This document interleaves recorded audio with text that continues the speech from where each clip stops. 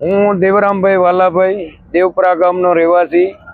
ટાટા કેમિકલનું જે ઝેરી કેમિકલ દરિયામાં જે અત્યારે નાખે છે, અટણે એટલું કેમિકલ અટણે નાખે ને કઈ વાત મૂકી રહ્યો, પણ લાગતા વળગતા અધિકારીઓ અહીંયાથી સેમ્પલો લઈ ગયા છે, તો હજી લગન એના કોઈ રિપોર્ટ દઈ શકતા નથી। 4 મહિના થયા, પણ હું અત્યારે પ્રાંત સાહેબની ઓફિસની સામે હું અટણે અંજલનો ત્યાગ કરીને બેઠો છું, પણ નથી પ્રાંત સાહેબ આવ્યો તો નથી કોઈ કોમિટી, કોઈ અધિકારી અહીંયા આવ્યા નથી મુલાકાતમાં, ડોક્ટરો હજી મેડિકલ કરવા નથી આવ્યા।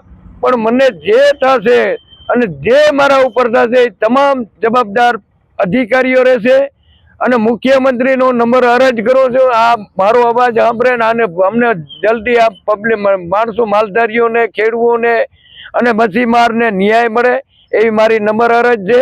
અને આ માત્ર દેવરામભાઈનો પ્રશ્ન નથી, આ લગભગ 12 થી 15 ગામો જે છે આ ઝેરી કેમિકલ કચરાનો ભોગ બન્યો છે। દરિયામાં જીવ સૃષ્ટિ ભોગ બને છે, માછીમારો ભોગ બને છે। આ બધા જ ગામોના જે છે ત્યાં તમે જઈને જોશો તો દરેક ગામમાં ચામડીના રોગો, કેન્સરના રોગો થયા છે, લોકોના આરોગ્ય સાથે ડાયરેક્ટ ચેડા થાય છે। એટલે સરકારશ્રીને નમ્ર નિવેદન છે કે આ પોલ્યુશન કંટ્રોલ બોર્ડ જે હપ્તાખોર બોર્ડ છે એમની ઉપર તાત્કાલિક એક્શન લેવામાં આવે અને આ ટાટા કંપની જે કેમિકલ કચરો છોડે છે એને રોકવામાં આવે।